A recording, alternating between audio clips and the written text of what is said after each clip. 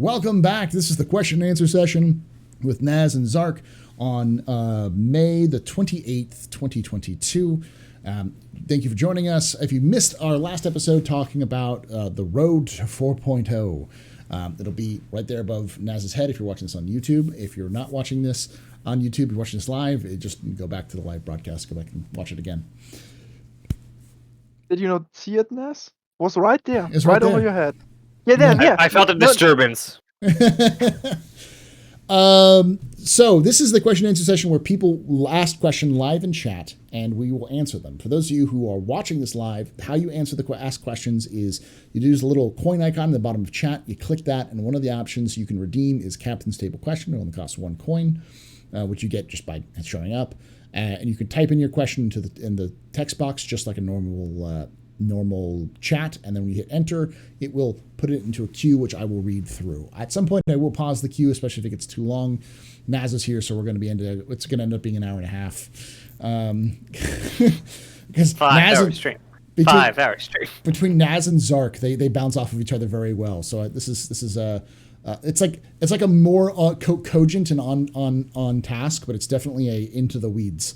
So instead of me and Vertigo, where it's just like, pew, yeah, it's at least it's going down one rail, but it's going all the way down that rail. We were starting to go to Chicago and we ended up in San Francisco. I don't know how we got there, but we went there together.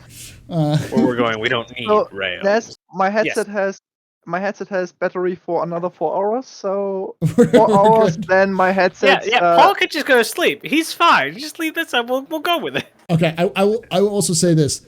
Minty Fizz puts on tinfoil hat. Ninetales could crash Olisar into Orison.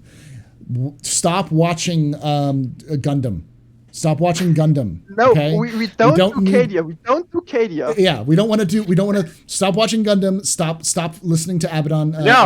See, that's the thing. They already took Orison. They're gonna crash Orison into Port Olisar. Yes. Oh, Orison into Port Olisar. The opposite way. They're gonna launch it into space. All right. Now we are. Okay.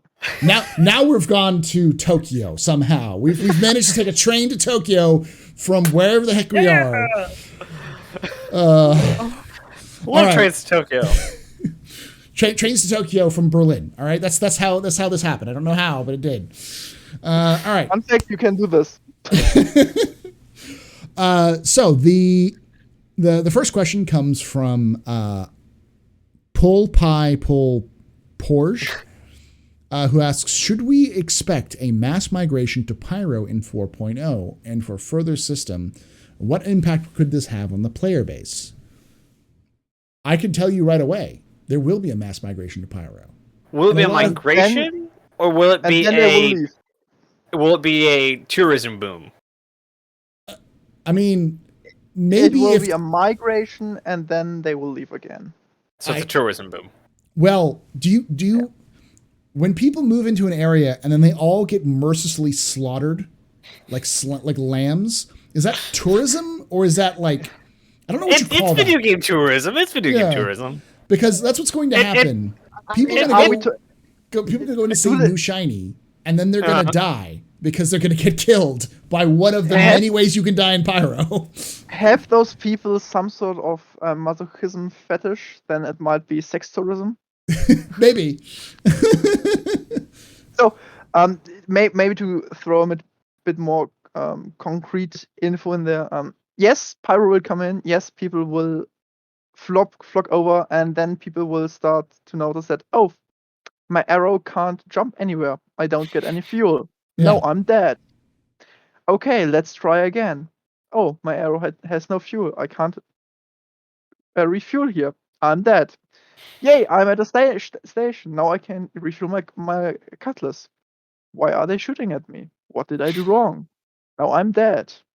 Or what didn't you do right? Yeah. And I'll tell you now, if you want to go to Pyro, get a Carrack. Build up the Carrack with everything you need. Your fuel, your ammunition, your food, your medics, whatever you need. Go over there, and the first thing you do, go and check where is which gang, which the nice thing is if you take a look at your reputation window, there's a little subline under the name where it states rivals and allies. So you can read up, okay, this gang hates those guys and is friends with them. So now you only have to check, okay, where is this gang? Where are the friends? Where are the enemies? And only fight the enemies. Only fight the enemies. Take always missions from this one gang. Stay in the region. And don't try to do it with a Gladius or with a Cutlass. Get something that actually allows you to say, okay, I don't have a station, but hey, I have 200 SCU of fuel in my cargo space. I can just refuel. I'm fine. And get friends. Yeah, get friends. Yeah. Like I imagine there will be. We should petition CIG that they make actually the Mesher app. They simply should, because people as a looking for group app. Yeah, I definitely. LFG. Yeah, it should definitely be. That would be absolutely amazing. I mean, in-game LFG, that'd be really cool. Yeah. I'll be honest. There should also be a dating roster because considering how long Star Citizen is still going to take and how long it takes to play this game, you might want to get a partner that actually is fine with it. So if the other half of you is playing this game, you're fine. There's a third tier that, like, because my brain's weird, but there's like your orientation, looking for orientation, and which orientation you play as. Good or bad? Which side of the law do you enjoy? There's even that. I was thinking like which character. That's true. So you have like so many more layers. Gosh dang it! But yeah, I'm designing it in my head now. This is what I do. I think there is definitely going to be a mass migration, but I do think that players are going to. Some people will be disappointed because I think a lot of people are like, "Oh, this is very cool," but then they're going to realize that you're going to die pretty easily because Pyro is not nice. Just to reiterate for the, I think, 100th time on Paul's channel, Stanton is 4 astronomical units wide. In other words, it's 4 times the distance Sun to our Earth. Yeah. Pyro is 16 astronomical units wide, 4 times the radius, which is a volume like dozen of times. Yeah. So think about the longest jump you can make in Stanton. That the longest jump in Pyro should be about 4 times that long. That's the way of putting it. Welcome back to half an hour quantum drives or quantum flights. Jeez. All right, let's move on to the next question, which is from Manny937, who asks, with Alien Week coming, if we get a new ship, what would you want it to be? Naz, what do you think? The Xi'an Cargo. Xi'an Cargo ship? Another one? Or do you want to be like out? I heard from a couple people that the Gatek Rylan was not the original concept called Xi'an Cargo. The Xi'an Cargo ship, which was just labeled Xi'an Cargo, was the size of the Hull E. It was huge. I don't like that it's vertical, but it's Xi'an, which are the bug ships and the shiny triangles. I love the aesthetic. I hate the Banu one, but that's like... I hate the Banu one specifically because I have a actual like visual reaction to being in their ships. Yeah, not because I just don't like them. They are very ornate and pretty. Being in them. For the large Xi'an cargo ship, I think that's the one that's in Squadron, so we might not see it until Squadron is released. But we have the Idris, the Javelin that we've walked around. We've had a lot of stuff. We've been able to fly the F8. That wasn't supposed to be possible till Pyro. We will probably see that once at some point, but it will probably take a year or two after Squadron is released until they think, okay, let's do the Hull E genre version. Yeah. What do you think, Zarrk? What do you think we're going to see? I'm not sure what we're gonna see. What would you like to see? So, okay, what I would love to see is a large Tavaran ship. Something, let's say, maybe a Connie competitor, maybe something a bit larger, like 100 meters. Bit more multi-purpose, military multi-purpose, something along those lines. Just because I like the visuals of the Tavern, and seeing how they might bring it into a large ship would be great. Every time I think of like their design, I just think of a flying nest. Yeah. And on the other side, I think we could either see a new Jean ship or a new Banu ship. The Banu are surprisingly missing something in the, I call it mid-sized tier, around 100 meters. Don't they only have 2 ships so far? Yeah. The Defender and the Merchantman, and considering they are working on the Merchantman right now, they have done all the R&D, they have the ship, they fleshed out. It just makes sense to say, hey, yeah, concept artists, make them a 90-meter ship, make it a hauler, make it a Connie competitor, make it a 600 competitor. I imagine if we see a Banu ship, it will be not cargo, because the Banu are this insanely multi-talented race, but they do anything they do to the nth degree. Yeah. So it may be a bounty hunting ship, a hacking ship, a whatever it is, to the nth degree. Maybe it's a weapons platform because this Suli is a combat pilot kind of Suli. Yeah, I say, in my opinion, it's just important that the banner ship would be somewhat of a competitor against other ships in the size of 60 to 100 meters, where the Corsair is, where the Connie Constellation is, the 600i, where ships like the Caterpillar, ships that are already pretty good, but we can need a bit more diversity. For the Jean, it's much harder because the thing the Jean lack is a large ship, something 100 meter or larger. But I'm not sure if we would actually see this, because I don't think CIG wants to bring out a new alien ship, at least a large one, right now. They have troubles with the Merchantman simply because it's alien, it's so different, and for Jean you have to do everything else all over again. And let's just say we have something the size of a reclaimer for Jean. It's a pain in the ass to do. And there are other ships that are more important concept wise. Then again, I could see, for example, if we say science is on the rise. I mean, persistence, new system, we might actually see science gameplay in the coming 2 years. Okay, you've said it now. What is science gameplay? No idea. Okay. I mean, so okay. I phrase it differently. Science gameplay would revolve around, in my opinion, would revolve around finding items or things, analyzing them, and then using them to create stuff. More like R&D, research and development. Which then could, in theory, feed into the production line and would also mean how you make money, because you find things, you create a prototype, you sell the prototype.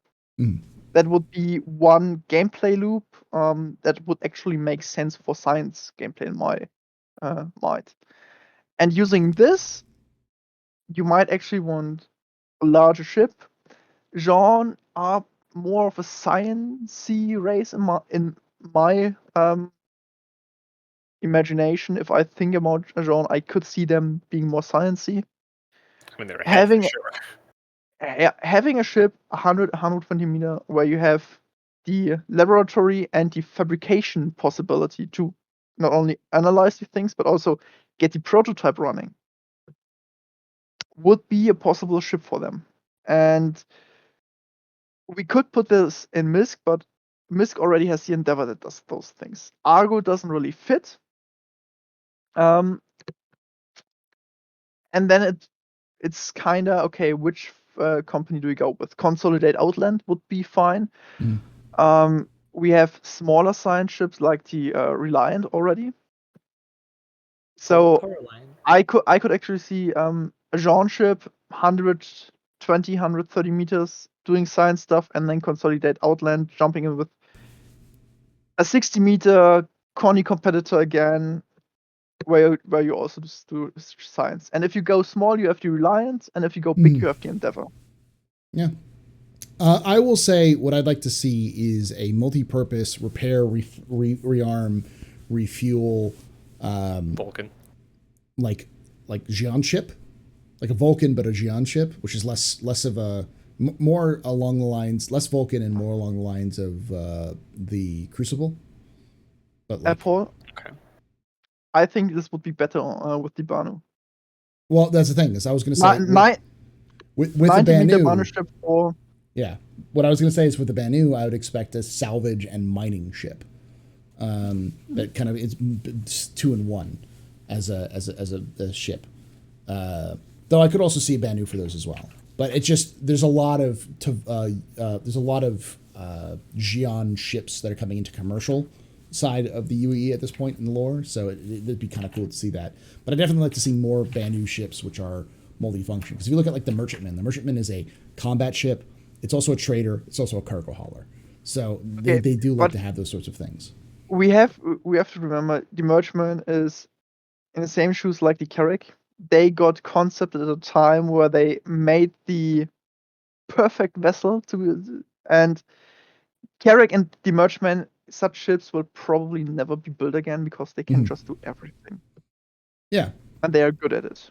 Yeah, but I mean, you can still see, like, for instance, the Expanse can process salvage materials and metals and gases and liquids. Like it's a refinery for all four. But it's only a refinery ship. The Carrack, yes. You have the med bay, you have the repair bay, you have drones you can reuse, you have good amount of cargo, you have giant amount of range. The Merchantman, combat, trading, repair, cargo. Yeah. Or medical. I don't see that many new ships coming that have this amount of utility. Even just take a look at the what's it called, the Carrack killer. Mm-hmm. Odyssey. Yeah, the Odyssey. The Odyssey. It's not as multifunctional as the Carrack is. Yeah. Because they dialed it down. They gave it strength and they give it a weakness, which is gameplay-wise much more better. I'm not saying it's worse, but personally, what it lacks in onboard capabilities, it makes up with the small hangar. So you bring your extra capacity inside that small ship. Yeah, but to be honest, I don't see a small hangar as that much of a plus because it's another ship you have to care for. Mm-hmm. And the Odyssey, as I said, from a gameplay perspective, she is much better than the Carrack because she has better strength and a better weakness profile. Where the Carrack is like jack of all trades, but good at it. Not medium, but good at it as well. It has the best snub in the game on board, just for free. You have the 3 changeable ports, and that's why I think we will not see as many ships with such a broad array of utility. We will see multi-purpose ships, Valkyrie, other ships like the Constellation, but the utility on those ships will go down a bit. I agree, but I still think that you'd have some multi-purpose ships in some odd ways, especially with aliens, because you got to remember aliens don't think like humans do, so they're going to have different weird things. Like they might have, like the Banu might have a medical ship that's also a refinery ship. You know, why?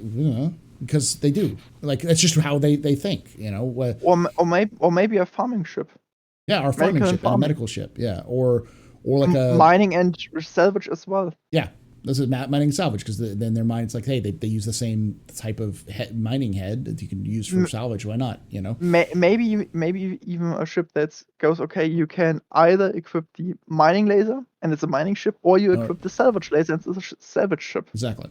So, all right, next questions comes from Midnight Black SC, who asks, what is your predictions for the next wipe? 3.18, 4.0? Will it wait until the economy is quanta-driven? I'm going to start with this one because I think I know. I think we'll probably get a 3.18 wipe because of persistence. because of persistence. Yeah. I don't know if we'll get but I think it'll be targeted. It may be a ship wipe, it may be a equipment wipe, but I don't think it'll necessarily be a UEC wipe. And if we do get a UEC wipe, I don't think it'll be a ship or a equipment wipe. They'll do something like that. Mostly because I expect that persistence will also come with more quanta-driven stuff added to it, so they want to test it out a little bit more. And now that they have persistence, they'd rather have a clean slate rather than having a huge database of a bunch of stuff that was purchased beforehand. They want to see how the data gets built up in the replication layer, and then how people will function with that. And those like now that persistence is in, where like you log out. Like when you're logging out in your ship on Daymar, you log back in on your ship on Daymar. Like that sort of that sort of conundrum for the back end is going to be very different than how if you would log out, you just go end up back at your last spawn location. So, what do you think? Or in the middle of the star. Yeah. What was the original question? When's the next wipe? Wipe. 3.18, 4.0? Okay. They've been really not trying to do anything about it. Like, oddly so, like, very much not trying to do it, even though we've had several exploits come and go, actually, with no complete wipe, which is good. I imagine they quietly wiped the accounts that were actually exploiting. Nope. So, like, yes, you're right that they would want us to test all new economy stuff. But as far as like across the board wipe, that's the thing that keeps people playing is the looming threat of it. And unless they've announced it thus far, I don't think it's coming in 3.18. Maybe 4.0, and they'll announce that after we get pretty good into 3.18. So maybe like halfway through the PTU or so. They would announce it for 4.0 because they definitely want to let people know. But I don't like. There's no big reason except for more economy stuff that they would actually need to actually wipe accounts, whether that be items or UEC. I know for most people, they don't have a ton of UEC. They're playing the game for fun. They don't grind out. I personally don't because I'm bad at the game. But that also because I've been trying to cargo haul this entire time, and you can get way more money per hour doing dumber stuff. So me personally, there's no reason to reset my account. I still have everything to buy, and I have no money to do it with. Do I have a lot of random items in my inventory? Yeah, but that can just be that's all. They already have the data. They just need to convert that data to the new persistent system, and if they don't have a system for that, that'd be weird. Well, it's also player experience. Tracking the player experience from a clean slate with persistence enabled is a little different. I mean, they had the record of how fast the game's growing. They'll have plenty of new people to track. That's true, but I think on a more global scale, with Quanta enabled in the background, that sort of thing. But Zarrk, what do you think? At first, I mean, I just lost like 750,000 because instead of renting the Prospector for 3 days, I rented it for 30 days. Eek. Yeah. You got a Prospector for 30 days, though. I mean, it's fine. It's fine. I say for the wipe, for 3.18, I see two possibilities: either no wipe, or persistence has some sort of issue. So they need to wipe, and if there's a possibility of persistence having an issue, I give it a 70% chance that the issue will occur. Account wipes just so persistence would work. Aside from that, I think the planned big wipe is with Pyro, simply because they wanna split the items more up. So you get in Pyro, for example, all the LMGs and Stanton all the SMGs. I hope they don't do that. I'm sure they will. Just because you're not supposed to have like large caliber weapons in New York City. I don't think you're You supposed can't. to have You We're can't. not in New York City. We're in I mean, Stanton, Factory Town. which is basically I mean, like New York City. you have dozens of weapons you can only find. I've been trying to get a couple of FS9 LMGs, and it's a pain in the ass to grind them because you have to go in the bunker mission. You have to pray that the NPC type spawns that has this weapon. Mm. Then you have to kill it. Then you have to take the weapon. You can only carry 3 of them. Then you have to bring them back to your ship. Put them. Yeah, it's a pain in the ass. Yeah. And the other thing is they want to take a look at inter-system trading with Pyro coming in, and that's what they need the server wipe for. Mhm. So planned, I say 4.0 with Pyro coming in. That's what he plans server wipe is. Why do they need to wipe to get inter-system trading? To put everyone on a fresh start, so they kind of look, okay, if people have no money, where do they start trading? Mhm. Where did we get the equipment? Do they go to over to Pyro? How do people start out with 0 in Pyro? I mean, Mhm. Pyro will be a starting location. You can say, I want to spawn in Ruin Station for the beginning. If you want to die. Want to play hard mode. And then yeah. And then they have to think, okay, how would a fresh player start on Pyro that does not have 500 SCUs, 10 different sets of heavy armor, 10 different sets of medium armor, 2 dozen guns with all possible attachments and so on. I'm sorry. How does he start out with missions and so on? I'm reading rogue comments. FS9, they're fairly common in the bunkers. I have like 40 if you want them. I'm just thinking of that meme that the government doesn't want you to know that the FS9 is free. I just you just pick them up. I have 40 in my back at home in my house. That meme, the X doesn't want you to know that this is free. You can just go out and pick it up. All right, I get what you're saying though. Let's move on because we're already like 30 minutes in. We've only got 2 questions done. Sounds good. All right. Midnight Black SC asks, what's going to happen with an event like the Siege of Orison when we have server meshing? Let's say the cap stays at 50, 200 people go. 4 servers will spin up, splitting the players. How will the spawning of NPCs work? Better than it does now. Magic. Because right now the issue with servers is not the NPCs, but players and the servers. Like, persistence is going to do some very odd things to the game, and a lot of it is going to be odd in a bad sense.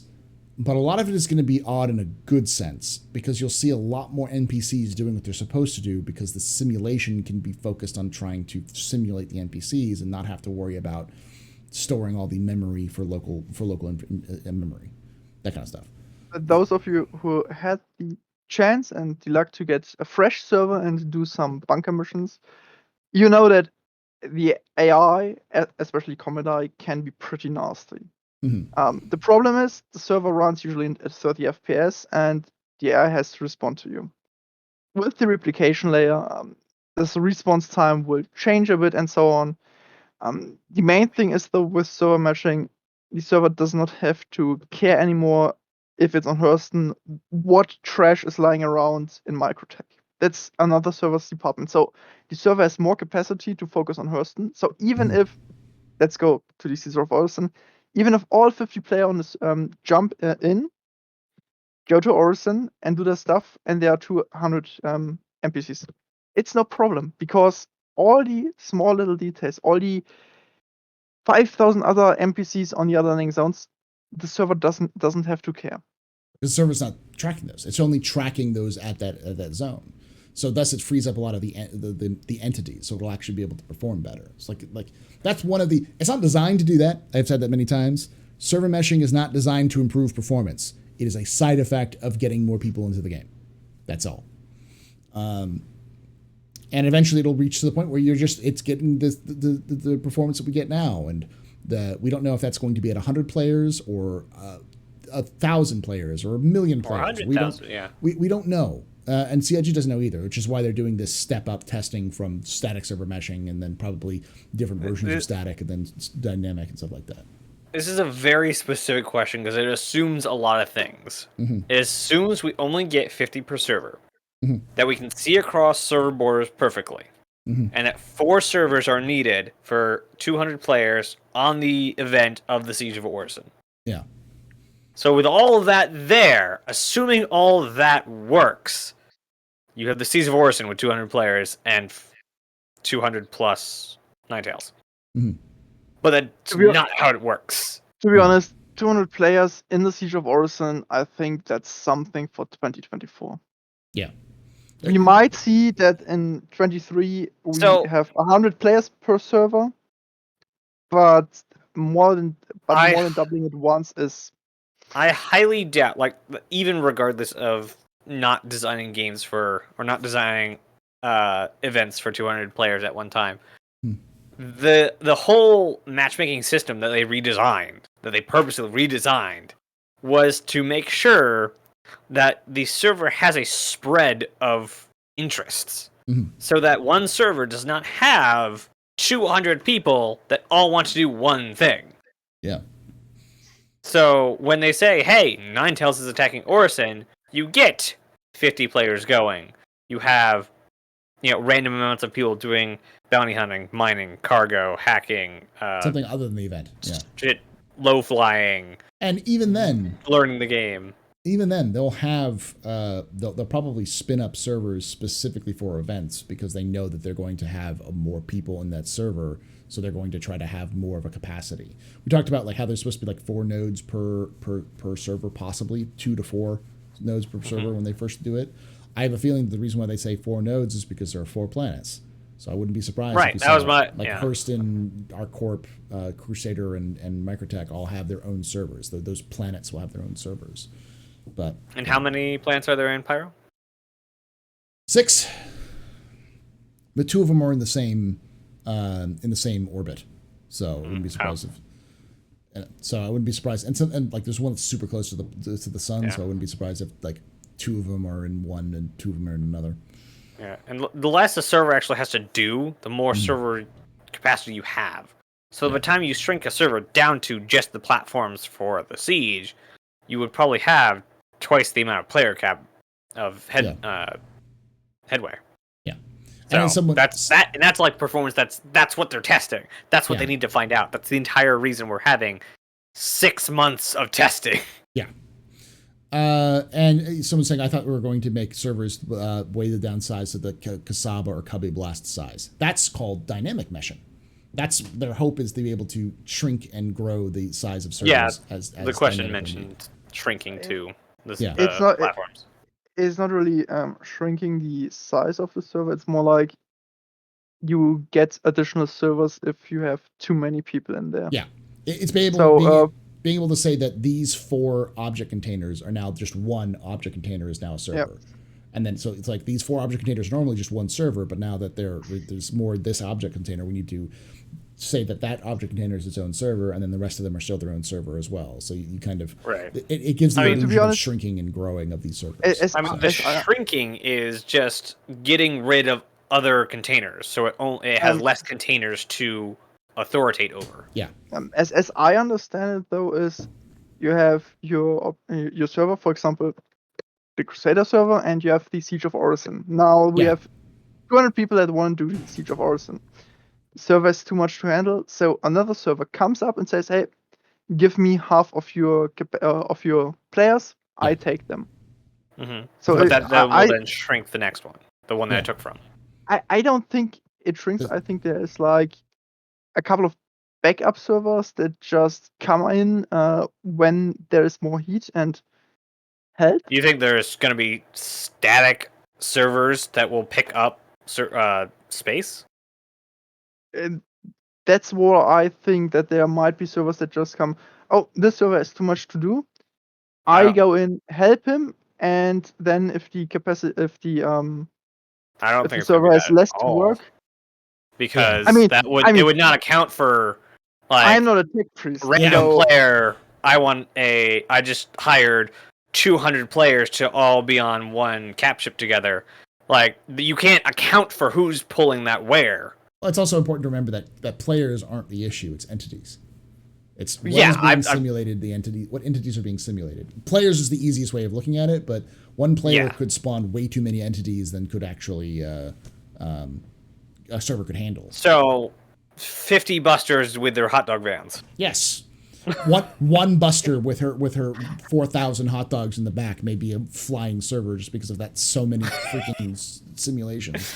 So a better way to do it would be one ship, one player, big ship, lots of NPCs on it. Could be, yeah. You could easily see that happening. It's really, and that's why they even said like dynamic is such a concept right now for them that it's not really like they have an idea, but they don't really have a concrete idea of how it's going to work. Yeah. Because I forget if it was. I think it was a monthly report not too long ago. Well, a while ago now, where they actually said, "Hey, it's not every player who has a javelin has their own server. It's if that javelin needs resources, we'll get a server and put them on it. They will probably have a FAQ cap of servers. Yeah. So basically, they go to Amazon and say, "Hey, we want 100 servers for this month," and then they can spin those up and spin those down as needed. Mm-hmm. But if they, let's say we get record number of players and they have all 100 spun up already, they have to go back to Amazon and say, hey, we need more servers to spin up. Instead of, we're going to have a server dedicated to taking over Port Olisar, and just in case, we're just going to leave it dormant until we need that server to take over Port Olisar. Mm-hmm. And that's when that kind of shrinking comes in, where it's, once the server gets big enough and has enough, and then it needs to get a little bit more resource intensive, it will just hand off that stuff that it doesn't want to deal with to the next server. That server will take it, and its authority will shrink over the game world. Where it's supposed to be controlled. A lot of this that was actually in the FAQ that they did in like November of last year. They did that FAQ. And that was the one that they talked about, we don't necessarily want to make all javelins be their own servers because sometimes you may not need it. Yeah. So, when did this start? This started about, an hour and 40 minutes ago. So a while. It's not 6 hours. We've been doing other things before that. Not yet. Yeah. All right. Next question comes from Pacecape, who asks, should they let the Evocati NDA for 3.18 and future patches be lifted so people can see what's going on with this new important tech incoming? I mean, yes and no. I think yes, partially because I think that the NDA is dumb because it's going to be leaked anyways. But I also understand that people are stupid, and anytime something's broken, like whenever you see those leaks come out, there's always someone coming in like a comment section on a video or in Reddit or some being like, it's the end of the world. The game is broken. It's utterly broken. It's not going to work because something just fundamentally breaks in Evocati, and then 2 patches later it gets fixed. It's like, oh, the performance is so bad in Evocati, and this is horrible. It's like that's normal. That's not the hypothesis I subscribe to of why they have an NDA. The reason for the NDA is focus. You're not supposed to be there to publicize. You're not supposed to be there for content. And Board Gamer and other content creators would get in there and make content first. Yeah. They're not there to make content. They're there to test the crap. They're there because they are the people that test the game. And they don't like having the publicity of people like me making videos on a broken game. That's one of the reasons why. Because that was 2.0. That was the reason why. And Crash counters. One thing that's also important, at least in my opinion, is that the NDA is actually one of the few good ways CIG manages expectations. Mm-hmm.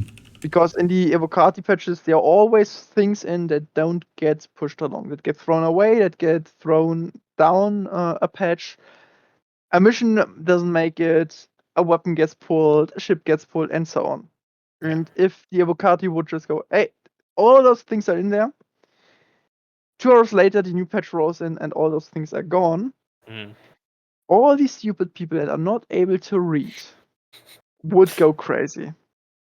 It's also a really good marketing campaign for them. Hey, there's some stuff you don't know about yet, and so you have to go digging. You have to go look up. You have to make the Google searches more better. So it does benefit them as a marketing standpoint because you're not getting all the bugs and you're searching out the game more. Yeah. So it's like leaks. it is a very like more people are going to watch a thing. leak because they're not supposed to see it. Yeah, it's right. And it's important to remember that CIG could, in fact, close a lot of these leaks because a lot of these leaks are just coming from bug reports. Because the bug report page for Evocati is open. Anyone can get access to it if you know the right location. It's not hidden behind a paywall. It's like it's very easily accessible. They've known that's been an issue for a very long time, but they haven't closed it because obviously they don't care. They just don't want people like me making videos on it exclusively. They want people like me making videos about leaks and like, oh, this is a hidden thing, and that gives it a little more context of being, broken and behind stuff. But in reality, honest, I don't really care. Go ahead. And I'll be honest, leaks, I say for the last 18 months have been less and less exciting. Simply because I think we are now in a phase of the game where leaks aren't actually that interesting anymore. I think we're just at a state of it that's not interesting because we're right before tech. No, I mean, if you're at the leaks Discord, they don't really have any interesting leaks anymore. I stopped watching them the second after most of the Theaters of War stuff came out because after they had nothing to do, they just started sitting around whining.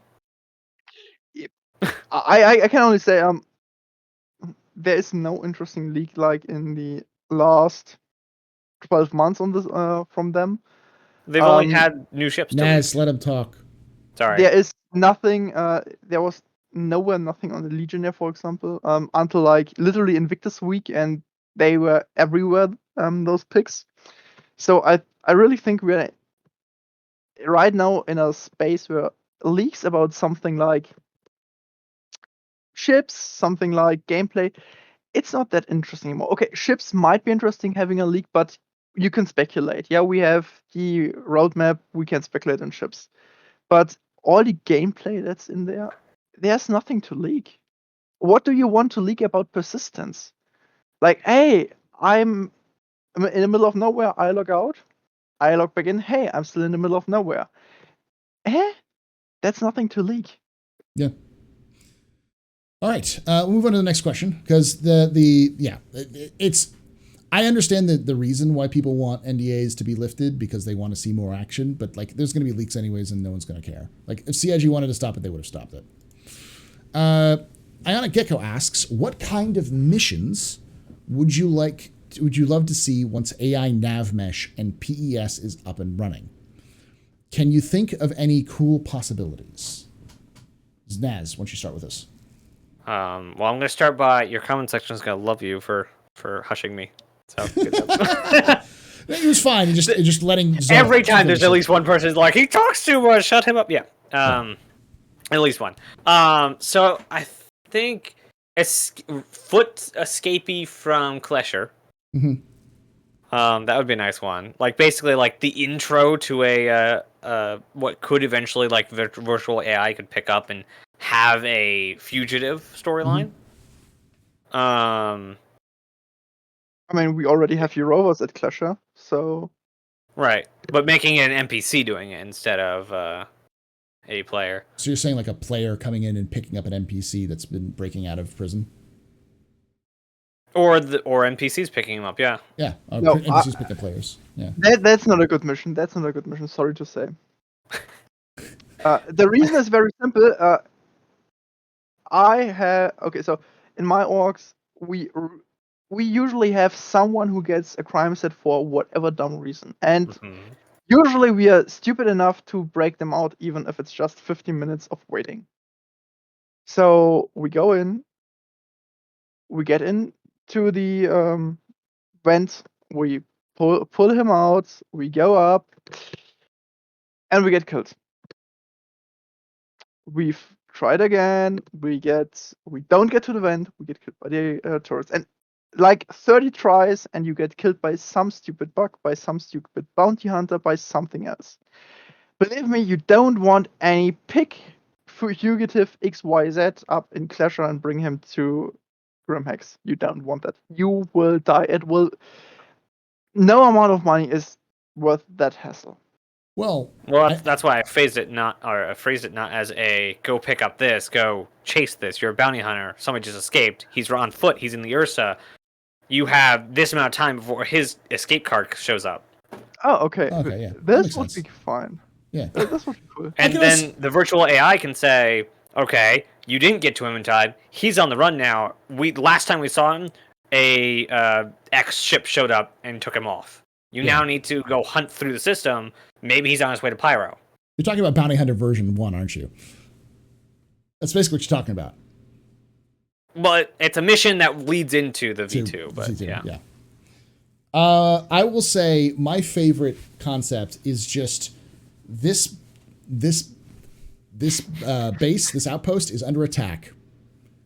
You got to hold it against waves of enemies, and they can't that's a get really in. good one. That's just a fun kind of like constant increasing waves of enemies. You're gonna run out of because persistence, running out of ammunition, running out of medical supplies, having to deal with like 12, like starting off with like maybe one cutlass steel, and then ending with like 12 cutlass steels descending from the ground, from the earth. Your FPS dropping to 15 FPS, 10 FPS, 1 FPS as 30 to 100 just pirates rush you or outlaws rush you, and you're just trying to fight them off and protect yourself, that kind of thing. Wave defense, it's classic mission. Both ways too. Yeah, I would actually change your wave defense idea a bit, and we already have those missions where you have to get a black box or make sure that someone died in a crash site, and either you have to get the black box and some criminal show up and they want to take the black box from you and you have to defend it and they get reinforcements, or you literally have the guys there saving them. Yeah, NPC transport. Or for example, there's the guy on the caterpillar, you kill him, and if you're not fast enough there, he gets his backup. Maybe they drive in with a couple of Spartans. Mm-hmm. And now you were too slow, so if you want to do it, either you have a sniper rifle or you go in guns blazing. Yeah. Well, That's because another one. because all those wreck missions with get the black box, make sure this or that guy died, they are half-assed in my opinion. There's this missing of, okay, there can be something. Why do you need to recover the black box? Why is it hurry? Why is it important? Is someone after it? Yes, there is. Yeah. You're talking about branching missions, which is something that they've been wanting to do for a while. Dynamic mission. I will definitely say what I'd like to see for sure is that freaking NPC taxi mission that we're supposed to get in 3.16. All right. Especially since I love it because it's finally working again. The barkeeper with his gin tonic glass flip and doing the citron and stuff. Give us bar gameplay. There we go. I want my Grimhex bar back where I can just go behind the counter and fill up my bodies and be happy. Yeah. What are you saying, Naz? I think it would actually end up being a variation on the go get the black box thing, but a crashed cargo ship and survivors. Survivors of a crashed cargo ship. A rescue mission. So maybe it could be a rescue mission. Basically, an open-ended, there are crashed survivors calling for your help. You have one of two ways of going about this. Go and help the survivors, and they may say, hey, can we bring our stuff with us? Anything that we can, that fell out of the ship or whatever. Or you go, oh, what were they carrying? Shoot all the survivors, take their stuff. Big stuff, yeah. Yeah. So it's open. It's either like you can have the same mission. In fact, you could have a search and rescue mission for the legal side of gameplay, and you could have a murder all of them and take their stuff from the like criminal side of gameplay. You know. I mean, you could even have different crews. Yeah. Yeah. On that side, I must say, they probably have to revamp the mission interface on the mobiGlas. Because they have to get rid of the illegal side of things. They have to make one where you have to choose, okay, this is the board where I can pick stuff, and those are the guys that offer the contract. And people have to actually read the contract. Who offers it? Do I want to go in bed with those guys? Whoa. Let's back up. Sorry. You're asking people to read in Star Citizen? Wow. Paul, thing is that, okay, so if they don't read the contract, Yeah. they die. They have a bad experience. And they ask why. And then they notice, oh, I have to read the contract. So slowly but surely, you train the people to read. Now you publish the next monthly report. People are used to reading. Now they read the monthly report. Now they know what's going on. Now the salt gets down because people know what's happening. They don't cry out. I mean, that's you have to train them. I love your optimism, because I think what happens is people play a mission, they don't read the contract, they die, they do a 14 paragraph long rant on Spectrum and on Reddit about how this game's a scam because they died, and then they make a video about it that's 50 minutes long that is just them being super mad, and then that's it. That's what I think, but who do I know? All right, let's move on. Because of reading. Yeah, we need a text interpreter. We need on Spectrum the global channel, and there are people you can pay USC for, and they read your contracts for you and tell you, okay, this is for those guys. If you do this contract, you will have problems with those guys, but these guys will love you. I mean, I don't know if you've been in orgs, but org members do that already. Yeah. There are people in org nights that just read through contracts. Oh, this is a good one. You guys want to go do this? Okay. Yeah. He reads through the contract, accepts it, shares it, and they go do. Yeah. There's always that mission reader in the group. Yeah, in my org, it's just okay. This roster, mercenary mission, and we just know, okay, this mission name is this mission. Okay, no problem. I don't care where it is. It's for those security guys or those security guys. Doesn't matter. We go in the bunker, clean it, go further. Because right now the missions aren't as complex as they probably should be. So it's not as important right now to read the missions if you know what the mission name actually means. If you're first time playing, heck, read the missions or you have a bad awakening. Yeah. And they're not that subtle.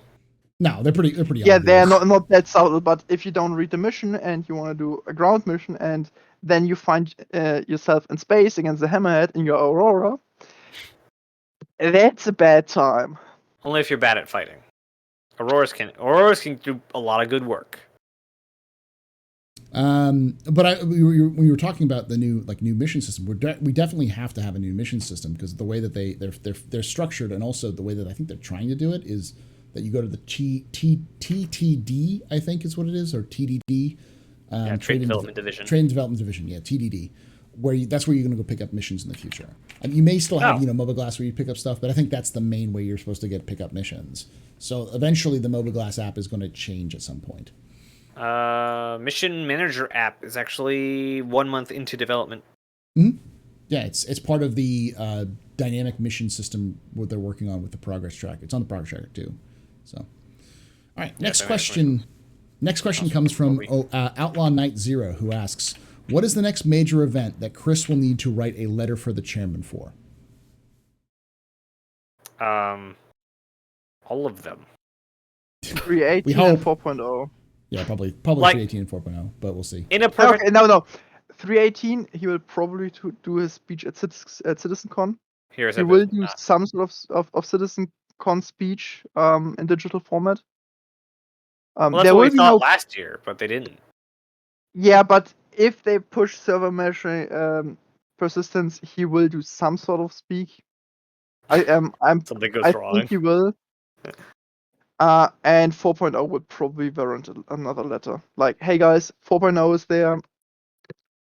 If we're lucky, or Chris takes 2 more years to write another letter. And then it's about the org systems. Yeah. Can't wait. I think... I don't think it should be tied to the $1 million anymore, nor the 100 million. Just because either it's too many or too few. I think with every patch, he should like say, "Hi, I'm still here. This is what I'm excited about," or "This is what I did, or we did, or I'm excited that we just got a new patch out." Just like he doesn't have to spend an afternoon writing the 6,000 words. The 6,000 words on, like if he had done three letters, it would have covered everything because he wanted to talk about what happened over the year. So a New Year letter, okay. Then he wanted to talk about the offices. He could have split that up in very small ones when they acquired each office. So just like, hey, we acquired the office. This is what we want to do with the office. But it's usually easier to write something in one piece instead of, okay, let's write a bit about this office, bit of this office. That's not a good flow. Personally, I don't have a problem with him writing so little, actually, because if he comes on, he has to give some juicy information, and he did. The thing I would like to see coming back is like twice a year, something like 10 for the chairman. Something where it's just okay.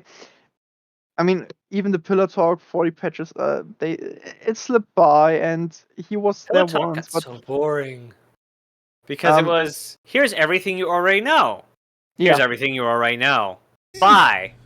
So the thing is, just twice a year, maybe Fleet Week and IAE, juice up with the 10 for the chairman.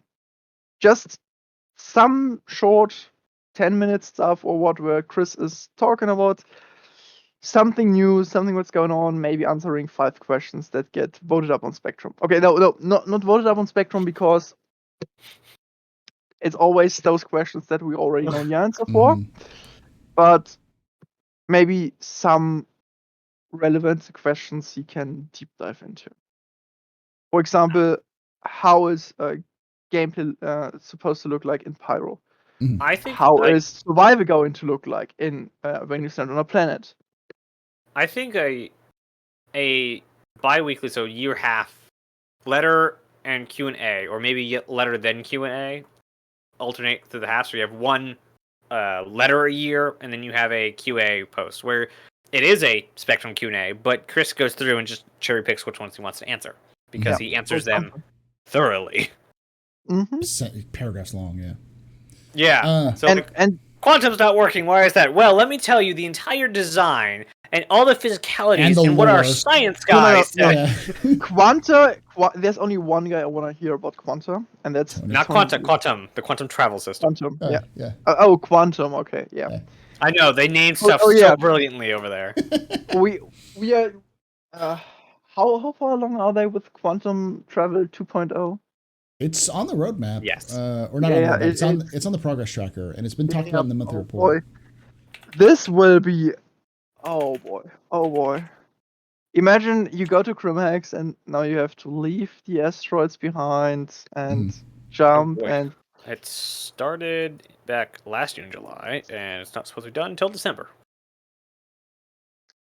Yeah, Quantum Travel 2.0, together with Pyro... Oh boy.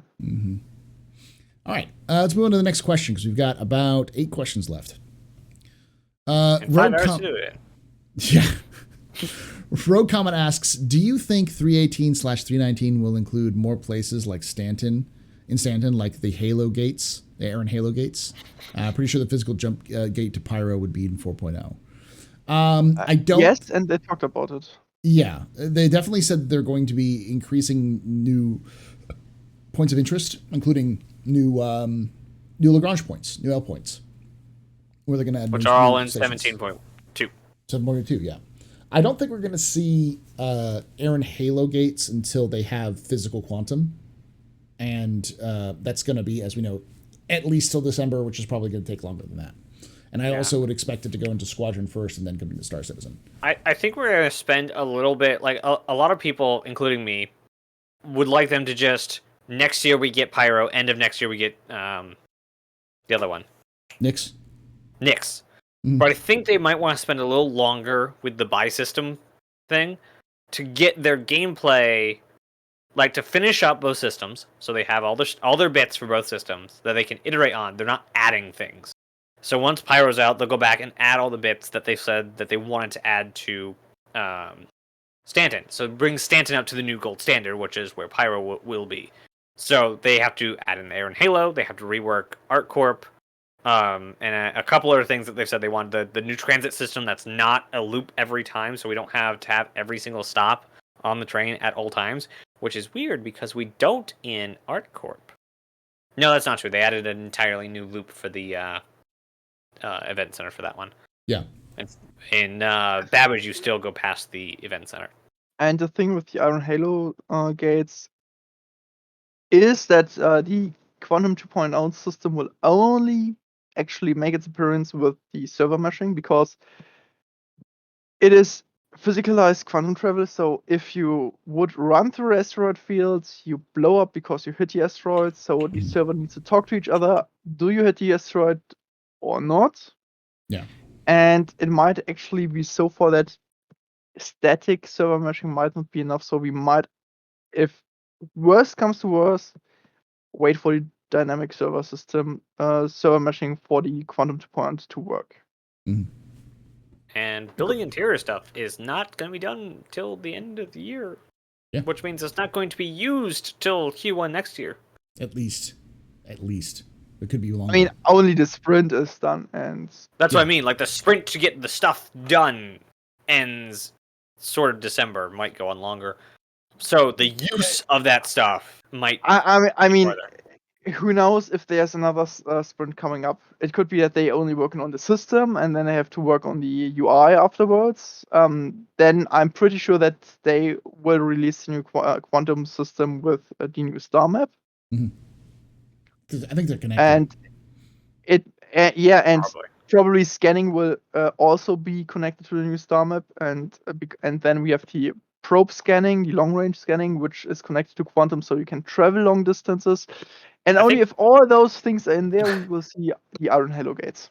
I think all the UI work is kind of like tied up together. The map, the mobiGlas, quantum travel, like the experience and what's it called? The player experience, player interaction. Okay. It's the three tiers that are all labeled different. The player interaction experience, hints and interactions, player. So player experience, hints and interactions. That's tier 0. Tier 1 is lockers and inventory, and tier 2 is visor, HUD, and helmet. And then all the other UI stuff. I think that's all tied into each other. Mm-hmm. Yeah, but it's not just the UI. I mean, sure, for the star map we need a new UI, but the star map now has to be able to actually allow you to plot the quantum travel course, and you need to plot the physicalized quantum travel course, and you might be able to alter it, and then they might add the rotation for the planet. So now you have to plan the quantum travel course before the planet, because the planet goes rotating. And if you jump to this position where the planet is now, you will miss it. And then you have to add in the long-range probing. So now if you send out the long-range probes, they have whatever they find is somehow supposed to end up on the star map, and you have to read it out of the star map. And then you have to kind of be able to get some information from it, which you then have to get for your quantum travel. So it's more than just UI work. Mm-hmm. Yeah, I'm saying a lot of the stuff that comes from the star map is tied in with the rest of the UI system, which is tied into all the other stuff you need UI for. Mm. So all these features need UI, but all that UI stuff is all tied together, supporting all these features. Yeah. All right, let's move on to the next question, because we've still got 7 questions left. So one of the big there's a couple questions in here in chat which I think are important to ask, because someone asked where did I saw that? Do you think that when the new reputation system comes online, they will start to lock certain ships from being purchasable behind it? I think the answer is yes, almost certainly. No, Yeah. because we are missing the relevant factions. Not necessarily. Let's look at we have like things like the UEE and the advocacy. Let's look at, say, the A2, for example. I could definitely see the A2 being left behind a Okay, reputation yeah. gate. Okay, the Crusader ships I could see. Yes. I was now thinking about like the 800 Jump, which is the ship behind Reputation. Yeah. But where would you farm Reputation right now? We don't have Origin where you can get it. Yeah. But I say maybe if you say you get in good graces with the Hurstons. Yeah. Yeah. I mean, it's more about a question of things like why would something be locked behind Reputation? It's most likely legality and trustworthiness. Those sorts of things. So I'm shocked that they haven't designed, or at least said they've designed a system for a license system. Mm-hmm. Basically, you are a truck driver, so you are licensed to carry these materials, or you are a racer, so you're legal to do these things. Basically, like real life motorbikes and trucks and all that. Low-key, I believe something like this will come into play. But okay, now first you have to remember the in-game law for your character is you are a citizen. You have done your military service, you got your citizenship, and this is pretty much free pass. You can do whatever you want as long as you don't break the law. You can buy whatever ship you want, you can buy whatever weapon you want. The only reason you can't buy it is because some people might not want to deal with you. But That doesn't extend to the aliens. Law-wise, you can buy and build everything. And for the aliens, we have treaties with the Banu, we have treaties with the Jean, and the Tavarin are part of the UAE, so they would honor your citizenship. The big thing is now that we have security checkpoints in cities, where you go through, and yeah, that's the part where... Have they released what the trade agreement is between the Banu and the humans? Let's Zarrk finished. Yeah. So the thing is, you go in those checkpoints. Those checkpoints check for things you are not supposed to bring into the city. This can be very strict, like in Lawful. In Lawful, if you bring so much like a sling with you, they will take it. If you go to Grimhex, who cares if you're armed for a war? And I think that they will at least under the hood bring in a system that will give each weapon a certain level. Like this is self-defense weapon. This is civilian grade, or this is sportsman grade. That's civilian grade. That's military grade, mercenary grade, and so on. And depending on what rank you're in, effect, for example, if you're a renowned bounty hunter, you might actually get away with bringing a small caliber gun, a pistol into Lawful. They might allow you this because you have the reputation and it's only a small civil grade gun. Yeah. We actually already have bounty licenses, for instance. Like each system has its own bounty license. So we already know that that's sort of a thing. It's just not a physical card you hold up. It's your reputation.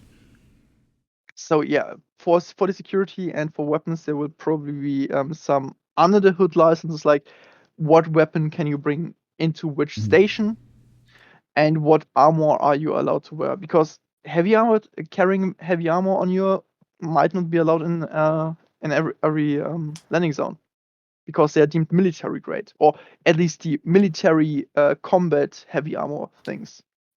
If you come in with a science suit, they say, come on, if you want to do it, be our guest, but you look silly. Like the gun thing is like, I guess, very true to what you said. Like I have no holes to poke in that at all, because that's, I think, what they've actually laid out over several different documents is that like that exact system. But the ship thing, like Paul said, what exactly are they going to lock ships away for? All these different manufacturers are like car manufacturers. They want you to buy their most new, their most expensive, their whatever cars on the lot. Like all except the alien ones, they have like these giant car lots, except for like the citizenship specifically, like the F8, the Javelin, the Idris. They are production vehicles. So you must. So first of all, obviously some ships are locked behind because you have to be in good standing. For example, if you want to get an F8, you need to be in good standing with the UAE because it's the mainstay fighter, and you aren't supposed to leak any secrets and so on. Another big part is it's a bit like the UAE, the empire is too large to actually support itself. So even though every manufacturer throws out chips, even Idrises, there are so many people that want an Idris in the verse that it's hard to get one. And if you want to get one, you need to be in good graces with someone who has the connection to get you one. Which means either like Old Man Hurston are his best buddy, and he is okay. You know what? I have weapon deals with Aegis. I call them. They get you your address. Or you go with Aegis, and you are doing so many contracts with them that they say that you can go and say, hey, you guys, you know what? I'm carrying cargo for you, so and so on, and it's getting dangerous. I want to purchase an address from you for cargo runs. And I say, okay, you know what? We are working together 5 years. We make you one. Time frame 5 years is obviously exaggerated, but that's the point. It's not like you can't buy it, but there are so many people that want this stuff that to get an address, you need to skip the waiting list. I can also imagine something similar. My point was also things like the Militia Mobilization Initiative, which is the idea to getting people access to military ships. They don't just give them to anybody, though. They're going to require you to have some experience or some sort of organization that they can trust. So, anyways, this is a side tangent because we've still got 7 questions. That was just a side one that I thought was interesting. All right, I'm just going to rapid fire a couple of these. Rogue Comment asks, do you think PES will bring better crash recovery? Yes. Yeah. Hands down. Gin and Tonic asks, who should win the ship lights argument? The artists or the devs? The who what now? The ship lights how ship lights should function and where should they be? Kind of stuff. They answered it right in the show. The goal is to get a low intensity and a high intensity version. And I'm pretty sure that the low intensity will have benefits, like you yourself aren't so easily to be spotted. Some surfaces might react badly to high intensity light, like you blind yourself. On the other hand, if you go down from 10 kilometers up and you want to make sure you don't run the damn mountain, go high intensity light so you see where you're going. Makes sense. Yeah. All right. Let's go with all right. Speaking of that, Kale Katarn asks, how excited is the table for more love shown towards the unlawful side of missions? And what kind of missions besides delivery are you hoping to see? I don't want to see more unlawful missions. I want them to give us some decent storylines for lawful missions. I disagree. I mean, yeah, we want decent storylines, but I think making unlawful missions more viable is key to improving the gameplay overall. Fixing the ones that we have. Well, also improving them. Because like right now you can go and do regular delivery missions and earn like 45,000 per run. After a certain market. What are high-end bounty missions like? You can do one bunker 100K. 100K? But you do the assassination missions and it's like 9,000. There's no reputation build with them. Yeah. It's terrible. So they need to have that reputation added for like assassination missions and for cleaning missions and for basically they need to mirror all the stuff that's currently on the positive side of the law to the negative side of the law and increase the payout because the danger is much higher. Like an assassination mission or like clearing out a security bunker should pay twice as much as a regular. So it'd be like 200,000. So more people would do it, but you also have a criminal status. So, sorry, go ahead. So if I think about it, I believe delivery missions are the only missions left actually that aren't on the illegal side. because every other mission is pretty much mirrored already. So aside from the with reputation obviously, though? That's yeah, the question. but that's the thing is I don't think they will fix the reputation before they bring in Reputation 2.0, because it doesn't make sense. They revamped the reputation system for, I assume, 4.0, so they will probably just bring the new reputation in for the unlawful side, especially with Pyro, where you have more or less only unlawful missions. And aside from that, the main thing is just that we need the dynamic mission system. Yeah, which is being worked on. So, aren't there lawful or unlawful box missions? There are. No. There are. It's just the three line box missions, and they're that's it. There's no reputations locked behind them. It's 9,000 UEC. With bonuses. Yeah. This is why I don't do missions. All right, we've got 4 more questions left. Ionic Gecko asks, do you think CIG will allow jump gate camping with players being able to destroy other players as they try to travel to and from Pyro during the initial launch of 4.0? No. Yeah, I'd hope so. You don't think so? Go ahead. We will probably get a mystic zone around the jump gates, like with the space stations. You may actually be able to fire, but like with the space stations, you will have to contend with some pretty big guns. And only later on, when we actually have the time to disable, and all the other nice little things that will make it actually pretty bad if you camp a jump gate, then they will allow it with less repercussions from size 10 turrets that litter the dam gate. Because the thing is, if you camp the jump gate, it's not just players you fuck up. It's if you camp the jump gate on the Pyro side that goes to Stanton, every gang in Pyro will go out and kill you because you prevent smuggling. You prevent the influx from goods. At 4.0? Talking about like at 4.0. Yeah. At 4.0, they will throw up a Mystic Zone, in my opinion, like with the space stations. So you can fire, but you get the crime stat, and you have the problem that there will be pretty big guns that will delete you. Okay. I think that they will probably let you camp at first and then realize it's terrible, and then just put an artificial no fire zone around jump gates until they can fix the problem. Because I think that's one of the major problems with them right now is that jump points are 1 point in, 1 point out. There's no other secondary entrances or exits, which I think I thought they said there were secondary. This depends. They're talking about it. Oh, okay. Yeah. Yeah, but the thing is, maybe they will actually come with 4.0 because they are already thinking about how to, or already they are already working on spreading the jump points with multiple exits and entries. The thing is, does it make 4.0? Yeah, that's the question. That's the question. Is it just make 4.0? Naz, what do you think? I don't think so, because it's supposed to be the Wild West. There's just supposed to be, you go in there, it's on your own head. Maybe one for Stanton, an armed zone for Stanton, but we're also supposed to have what's the tech?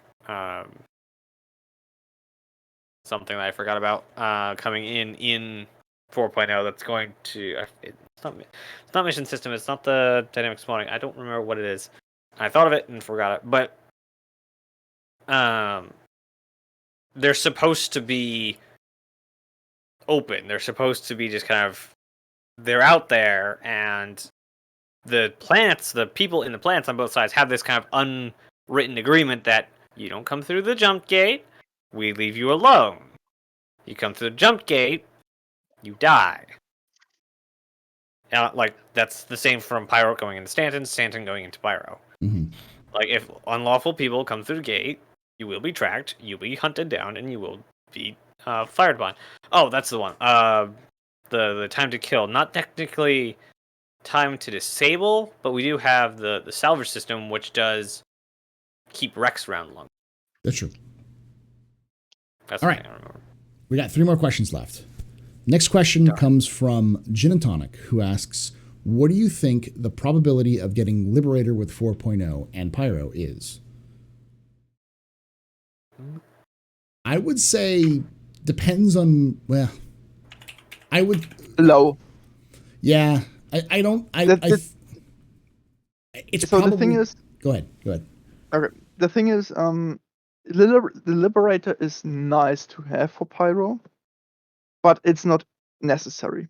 And I think CRG kind of wants to do a wake-up call with Pyros, like, hey guys, we told you for the last 10 years how the game's going to be. Now you get Pyro, say goodbye to your fighters. And they will instead focus on ships like the Vulcan. They will, if they can, they will try to bring in the Vulcan just for rearm and resupply in Pyro. They might even throw in another ship straight to flyable that they are maybe already working on. That's the big brother of the Vulcan. Who knows? But the Liberator itself doesn't seem to be really necessary or prioritize or necessary to prioritize. And it is a large ship, so it might take actually 8 to 9 months, depending on how much you can steal from the Carrack. So no, I don't see it for 4.0. Maybe 4.5 or something like that, but first we get things like the Vulcan.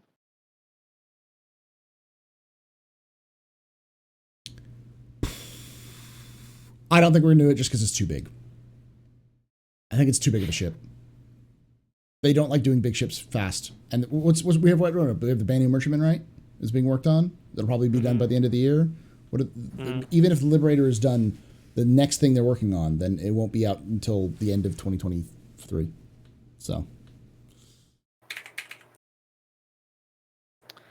Merchantman is 102 weeks. Holy cow! Okay, but you can't take the Merchantman as an example because they had a gap. Yeah, because for one, it's literally 200 meters. Then you have the problem they had to reconcept the whole beast. Then they had to do research and development for the whole alien materials they couldn't reuse from the Defender, and the alien materials they had to invent for other stuff. Then they had to think about, okay, how do Banu go to the toilet?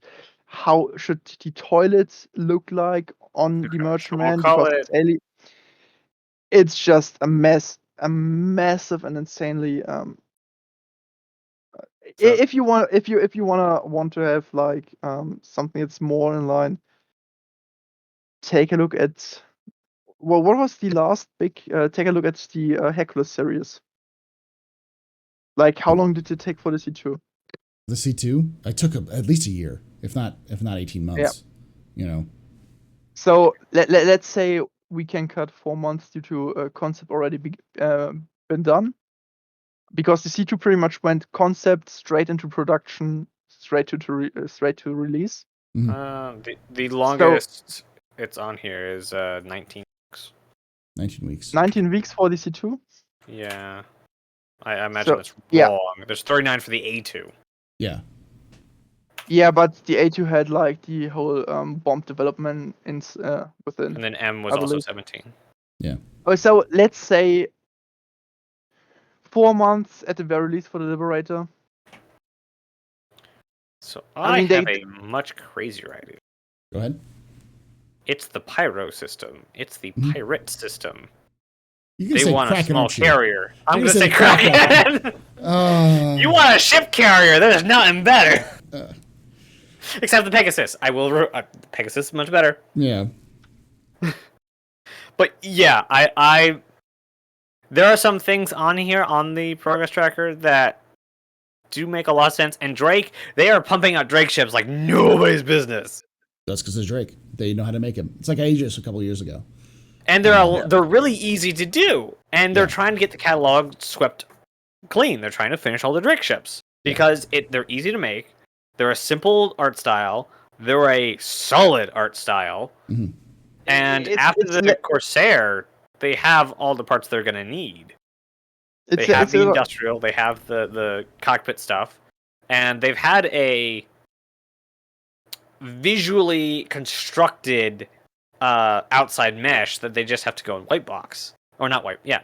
Gray box. Gray box. It's less about easy style. It's more like they have so many assets for Drake that they literally just have to rescale or resize some things, and they are done. That's, for example, a problem with Anvil. Anvil has like one large ship, the Carrack, which makes it hard to make another larger one. But something like the Legionnaire, you can just copy paste from the Valkyrie and from the Terrapin. But making a new Banu ship is going to be still very hard because the entire ship flows into itself. So you have to make new geometry even for stuff that you already have.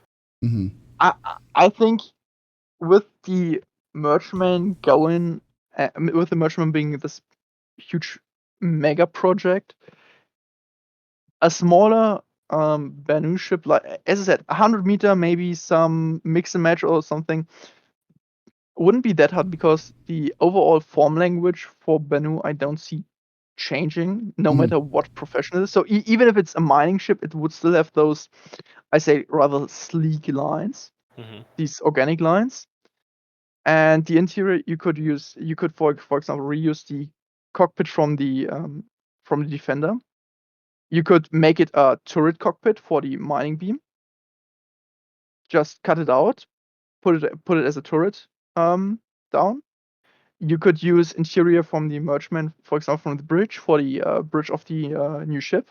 So you could steer things. Obviously, you have to resize things and remake some things, but the basic asset or the basic idea for the asset is there. So you just have to pretty much copy paste.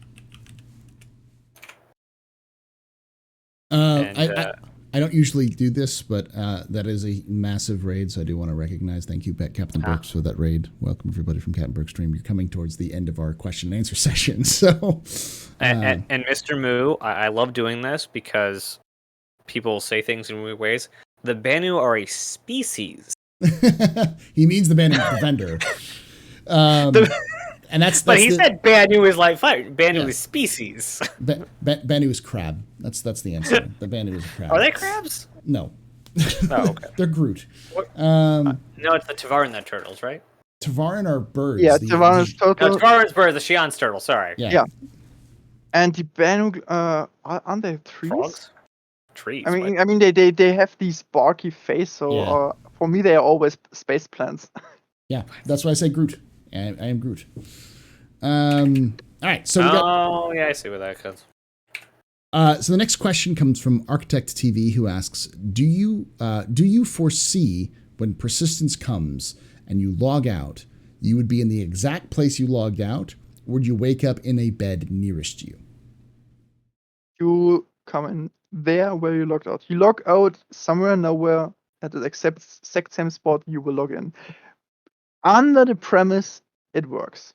Yes, and I think they've mentioned some ideas that if you do not have a bed and you log out, then your ship will persist in the location where you logged out, which will become dangerous. But if you have a bed and you log out, then the ship will, maybe hang around for a little bit. But if no one's around, it will despawn, so you don't have to worry about your ships. But that was they've been back and forth with that for a long time. So. I say the first thing they will probably introduce just to get you to log out inside a bed is if you do not log out in a bed, you will get a sleep deprivation status. So if you log out standing, T-posing somewhere on microtech, and you come back, your character will not be rested. And this means you consume more food, you consume more water, you have less stamina. Logout timers, or whatever they're called. The rest timers. Yeah. Yeah, and if you sleep somewhere, you're well rested, you consume less, you can run longer, and this will just make it so that, yes, if you land with a fighter, you can log out. Your fighter will not be targetable, so it's not punishing, or not that punishing to use a single seater without a bed to do an exploration. But on the other hand, if you want to go outside a city, if you want to go to another system, you are highly encouraged to have something that has a bed, just so you can go. I log out. I sleep. I'm not sleep deprived anymore. Yeah. Sleep deprived. I can think that giving rise to a nice rest stop by players. Just pop up inns all over the place. Yeah. Yeah, I mean, Barnum Merchantman Hotel. There you go. I was thinking more permanent structures, but yeah. All right. Last question is from Al Sonor, who asks, will we ever get a ship reclassification, i.e. the Freelancer Max is classed as heavy freight, while the larger Caterpillar is classed as a medium freighter? And that's actually what Moo was talking about. I made a new spreadsheet. Was that I believe the Banu Defender is classified as a light fighter in the store, but it's classified as like a medium or heavy fighter in the game. And there's a lot of that. There's a lot of I think Matrix in of the game Lies. it's a medium fighter. On the ship matrix, it's a light, and yesterday on the ship Q&A, they called it a heavy fighter. So it's all three of those. And I just ask one question in return. Do you really expect that the ship matrix will ever be truth? I have hopes. I have the vain hope. I believe in the Frenchman. You believe in Montreal that they will fix it? I believe that they will eventually get the tag once they're done with their server meshing stuff. They will be able to have time to say, "Hey, we need." Well, they are updating website stuff now, so I imagine the new connecting the game in is not too far down the priority list. So I say the following: when we have server meshing, when we are far down below 4.0, if we finally hit beta, then we might see the first ships on the ship matrix changing, and the first ships will finally have the correct informations. I mean, let's be honest. All those thruster measurements and all those components and whatever, they are still changing like hell. Well, that's the plan. Sorry. Yeah, I mean, like Outlaw Knight says, ship matrix 2.0 is needed. Yeah. Some new way to make it, because the plan has been to just hook game data like everyone else farms already directly into the website. So whenever they tweak something and publish it, it automatically updates. That's been the plan for like 6 years. Okay. Yes, it has. And it has not changed. So I agree with Zarrk. Beta. I actually made my own spreadsheet for specifically freighters. It's light freight is anything under 100. Medium freight is anything under 1,000. Heavy freight is anything under 5,000. And capital freight is max. The only thing capital freight is D&E. I think the way that they've been classifying fighters is any fighter that has got two people who are operating it are considered heavy fighters, because all of the classification for heavy fighters, all of them have 2 seats. Because I remember there was someone who asked me earlier, like, hey, why is there why do they say that the Super Hornet is a heavy fighter when the regular Hornet is a medium fighter? And the answer is because it's got 2 seats. But this contradicts what they said when they released the Hurricane the first time. There they stated that heavy fighters are fighters that punch above their weight class. Yeah. And for the Hurricane, it makes sense. This thing is just a giant gun with more guns and some more guns and then some engines. It makes sense for the Scorpions. It's some guns with some more guns. It makes even sense for the Super Hornet to some extent, because you can slap this giant size 5 gun on the back. So in theory, you have the giant size 5 gun. Personally, in my eyes, the Super Hornet is a command fighter. It's there to coordinate fighter squadrons, because you have the pilot and you have the guy in the back that can actually take his mind off the fight and just look, okay, where are the guys? Where do I coordinate things? The big thing is the Defender, though. in the beginning, when it first released, and it has had those awesome Tekken guns that just deleted everything you pointed at. Yeah. It was a heavy fighter. Yeah. Now, though, if they don't size up the guns, it will stay a medium fighter. It's not a light fighter. It's too large. It's too well shielded for that. Mm-hmm. But I don't see it becoming a heavy fighter. I mean, it has benefits with the 2-person on board, but yeah. And someone pointed out, I forgot that the Ares is considered a heavy fighter, right? That's its classification. Yeah. So yeah, and it only has 1 seat, so that is a little different. But I've forgotten about the delete everything tachyon guns that we used to have, so that makes sense too. But the Defender's also 2-person.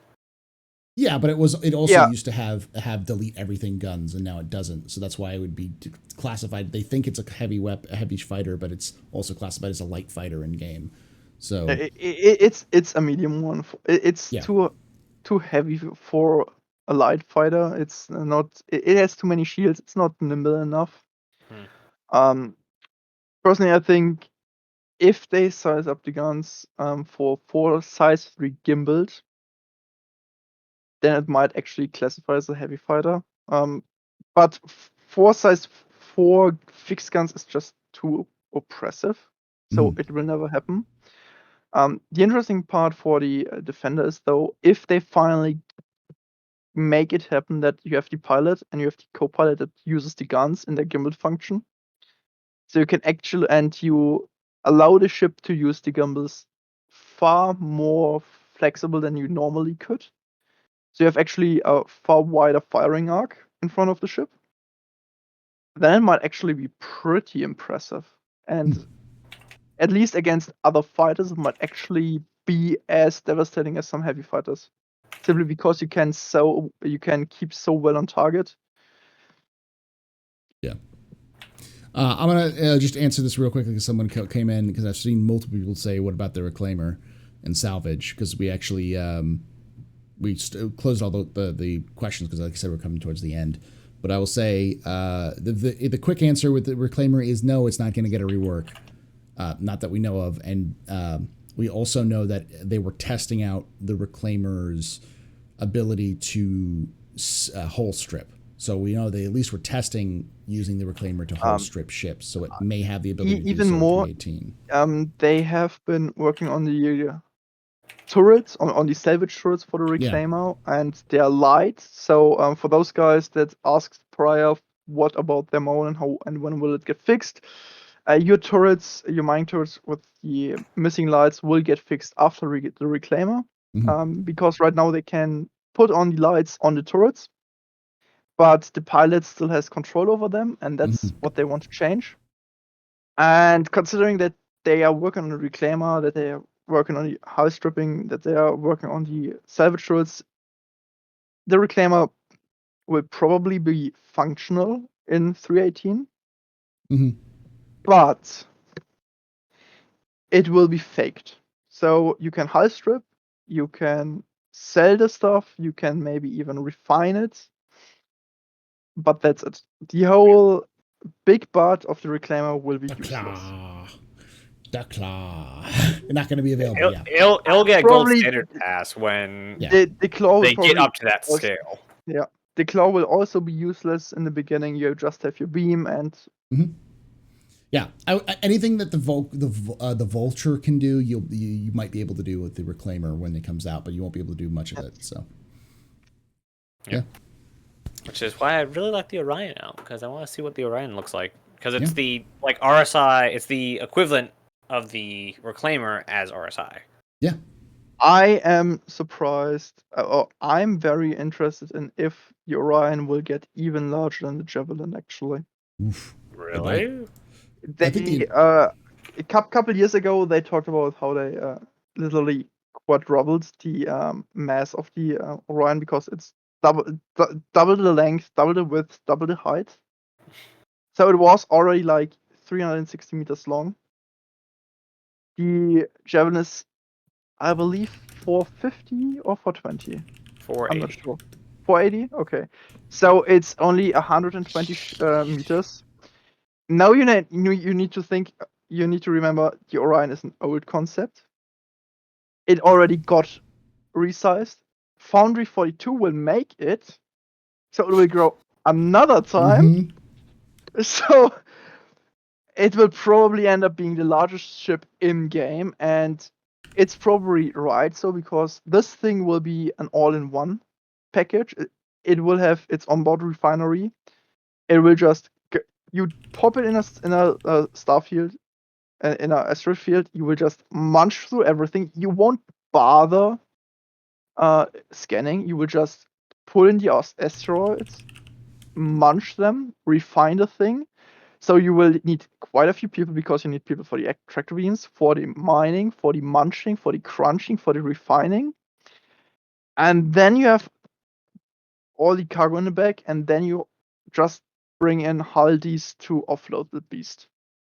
So it might actually amazing team. Yeah. I don't want to be on one. Be a beast. But I want to see one functioning. You want to see an Orion eat an asteroid? No, I want to see a team running an Orion mining operation. In all honesty, when I the first time I stepped foot on the refinery decks, that's how I imagine the inside of an Orion. Yeah, that'd be so cool.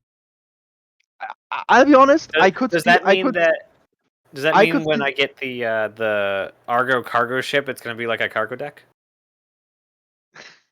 I could see the Orion having hangar bays for snub fighters or maybe for prospectors, and you can go in and offload your stuff to refine in the Orion and fly out, and you could like the Orion could be like, okay, I'm in the astro belt and I'm just crunching through everything, and mining people from other organizations or people I don't have to do anything with mine there as well in the little prospector, and then they come to me and I say, hey guy, you pay me this and I refine your stuff just on the fly while I do my stuff. I could see this thing actually becoming more of a space station than a spaceship. Yeah, it's designed. I mean, it's even described as a mining platform. It's similar to a like an oil rig. It was described as similar to an oil rig. What is the Endeavor size? Oh, the Endeavor's going to get big too. The Endeavor is oh yeah, okay. So the Endeavor's only 200 and the Orion's already 340. In terms of price or in terms of size? Price. Yeah. The little puny Endeavor it's getting so big. It's gonna grow so tall. It's gonna grow so much. So much. It's gonna end up being the size of a Bengal. You can have a hangar. It can maybe fit two cutlasses. Yeah. It's like, how about I park my Carrack in it? Yeah. The big thing with the Endeavor though is, and that's the thing where I don't really hype the ship. You have the back part that you decouple, so you can let the front part. Mm-hmm. I don't want to know first, I don't want to know the pain in the butt it must be for CIG to think about, okay, I have a ship that becomes two ships. I mean, that's the Caterpillar. A lot of them. And Caterpillar, and then make it so that the back part is somewhat still worth it. Yeah. Mm-hmm. And then you have the player side where, okay, I can leave. So I already have a ship that's not really defendable. Mm-hmm. Now I'm leaving the ship with the front part, so it's not even movable anymore. Yeah. So this ship is something you don't want to pick up if you're not exactly sure what you're doing. I mean, it makes a great storyline for people who buy used vehicles. Like, let's say you go to a junkyard and you pick up just a cab. Yeah, just a cab of it. And then you have to you use the cab to do whatever. Maybe just live off of it. It's your home in space. You do odd missions, maybe just FPS ones, and eventually you get enough, or you find one derelict to just repair and connect to out in the black. It's also great for a centerpiece for an organization. For example, the End of a Hope. Yeah, you make your medic fleet, and you're always in the frontier of the space with your organization, and you have the Endeavor in the middle, and then some Apollos, and then you get some Hammerheads for defense. Okay, but the ship is something you should never pick up on your own. Did they ever outline a version of it that was data? Because it would be a really good like central like office for like. Could you imagine like office pods, and so you have like desk workers doing code for encrypting and decrypting. Like it'd be a good like central hacker org or like just data org. Like if you have a lot of explorers, they would come back to the Endeavor to offload, and then they could keep going. They kind of have that with the cyclotron or whatever it is. I could see it with the telescope, and then using the research pods, I could see something like this. Oh, probably research pods could double as but yeah, I'll be honest. The Endeavor is one of those ships where I'm pretty sure that most board Endeavors will end up collecting dust, because people don't get them to run well, because they are just such a soft target if they're on their own. And that's what people underestimate like hell. Ships that you can't get away with. So is a Javelin if you only have one person. Yeah, but the Javelin is more like, you started, you're bankrupt, so you have to sell it, so you can't do anything else. Like there's a lot of ships that is also like don't if you don't have an org to put this into the org hangar, don't get this. Don't get this at all. I mean every time I see a Javelin, I can hear CRG screaming about the stupidity that they ever did this ship, that they ever thought about the idea of creating a ship that essentially needs 2 World of Warcraft classic raiding groups to function. I don't think so. I think it's just part of the design that they're going with. No, they thought Javelin big ship will be cool. Let's put it in player hands, and now they realize, damn it, we can't do cool gameplay with it. And you see it on the other ships. I mean, even if you just compare the Kraken to the Idris, the Kraken has a lot lower crew numbers, because they reduced the amount of turrets for higher caliber. And even other ships they bring out, like Liberator, it's a larger ship, very low crew count. I'm very excited about the Polaris rework if we see it in at IAE, because I'm pretty sure that they trimmed down the amount of people you need for the Polaris as well, because they are aware that you can't get 30 people on a ship for weeks. So they bring down the player counts per ship. We'll see. So you can have. Yeah. I think they'll also increase, like, I think the end goal, and we're just kind of ended on this one, is that I think we're going to see an end goal of ships where the players act as kind of senior officers, and they have NPC crew to fill in a lot of the redundant stuff. Not necessarily NPC crews controlling everything, but definitely NPCs as like a minor, as like under the command of a central like player. I think that's their end goal. But we're also dealing with ships that were so different in their concept versus the gameplay what we see now. So I don't forget power creep over the course of an MMO. Yeah. All right. Well, I'm getting kind of. I've been streaming for 8 hours. I'm getting a little tired. Thank you so much, Zarrk and Naz, for coming on and talking with us and taking these questions. An hour and 50 minutes, by the way, Naz. An hour and 50 minutes. It's okay. Without for fail. 8 questions. And so, Naz, for 8 questions, that's not bad. But next time we need a more exciting topic, so we get more questions, and 20 minutes per question. So I'll see you in 6 months. I'll bring you both on right after we released 3.18. They released 3.18, and we'll sit there and talk about it for the next 17 hours. Just don't stream 6 hours before you go on. That's the problem. All right. Thank you all for joining us. If you enjoyed this, please do hit that follow button if you're watching this on Twitch. Please join us live if you're watching this on YouTube or listen to this on the podcast. Join us live on Twitch every Saturday, or not every Saturday, I keep saying that. Saturdays, because sometimes I take Saturdays off. Saturdays at 3 p.m. Pacific, 6 p.m. Eastern. twitch.tv/theastropub. And if you're watching this live, obviously join us, youtube.com/theastropub. And make sure you do the like, comment down below with your own thoughts on these questions. I do read every question. I may not comment on everything, but I do read them all. And subscribe for more content like this. And yeah, like I say every time, hope to see you someday in the black.